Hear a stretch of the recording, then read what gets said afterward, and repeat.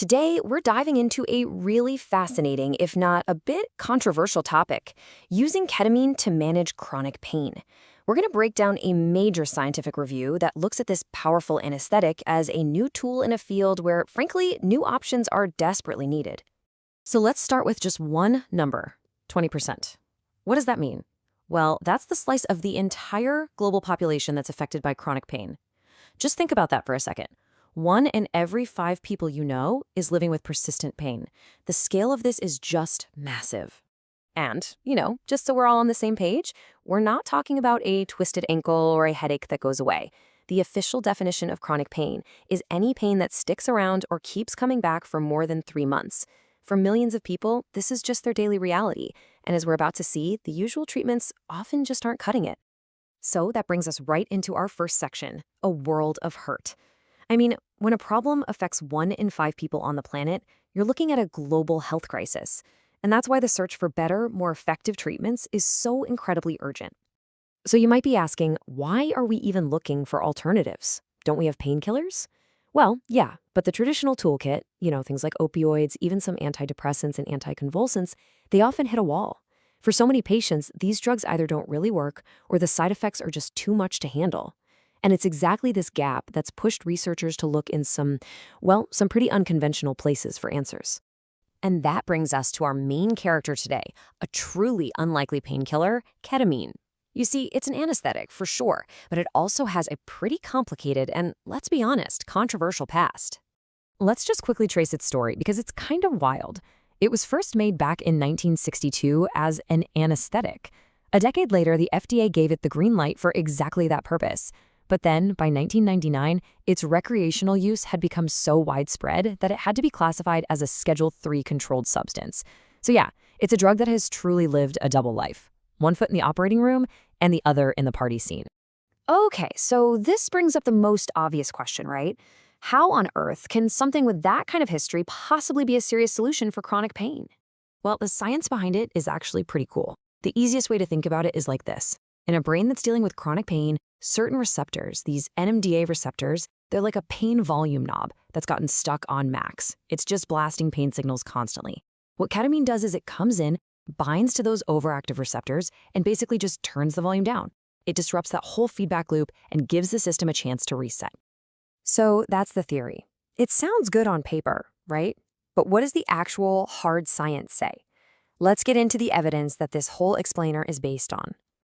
And let me tell you, the authors of this review were incredibly thorough. They didn't just cherry pick a few studies.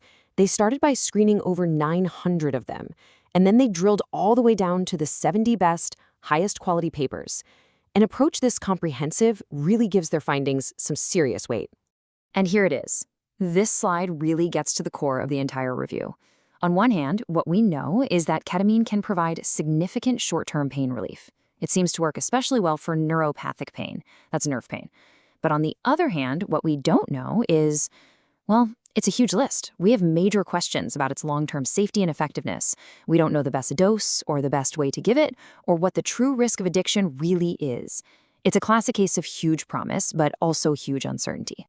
And if you want to know why there are so many gaps in our knowledge, well, this chart helps explain it. The vast majority of the research, a whopping 64%, has been on giving it intravenously, through an IV. And while that's great for a controlled clinical setting, it's just not practical for long-term treatment. Meanwhile, other methods, like a simple oral pill, are seriously underexplored. Which brings us to this really crucial balancing act of promise and peril. Because with ketamine, the potential benefits are absolutely clear. But the risks, they're just as significant, and we absolutely can't ignore them. Okay, let's talk about the side effects, because they're real. We're talking about things like hallucinations or feeling disconnected from your body, but also more common stuff like dizziness or changes in blood pressure. Now, here's the really important part. At the low doses used for pain, these effects are usually mild and temporary. They typically only happen during the infusion. Still, if you're already struggling with daily pain, adding any kind of psychological weirdness to the mix is a serious, serious consideration. And then there's this, which might just be the single biggest issue of all. Ketamine is used off-label for pain, What that means is that the FDA has not officially approved it for this specific purpose. It's approved as an anesthetic, sure, but using it for chronic pain puts doctors and patients in a really tricky spot from a regulatory and safety standpoint. So you take all of that, the promise, the risks, the unknowns, and it all leads to a very cautious way forward. So based on all this evidence, what is the expert consensus on how we should proceed? Well, the authors of the review actually did us a huge favor and boiled all their findings down into 5 key points. These points basically create a safety framework for using ketamine today.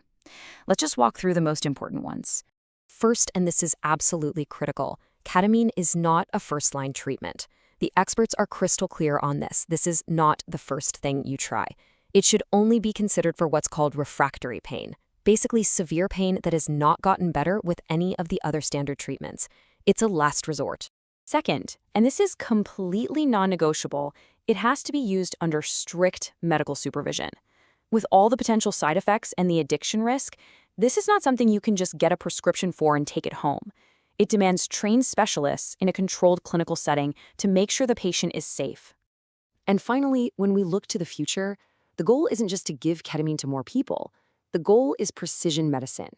That means doing the hard work to figure out exactly which patients are most likely to benefit based on their specific kind of pain and their other health conditions. It's all about targeting the treatment to the right person at the right time.